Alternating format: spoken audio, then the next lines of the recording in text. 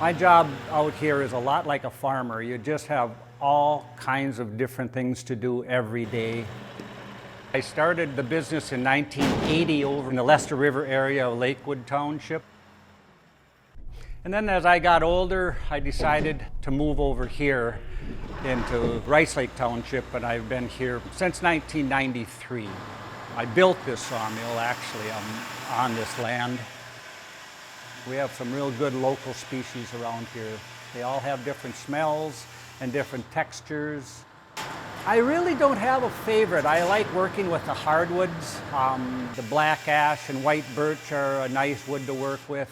And then white pine and basswood are so soft, they're real easy to saw.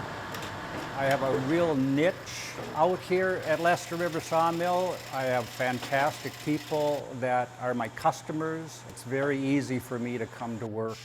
I really enjoy it. The Slice from WDSE-WRPT. Funding for The Slice is brought to you by the Arts and Cultural Heritage Fund and the citizens of Minnesota.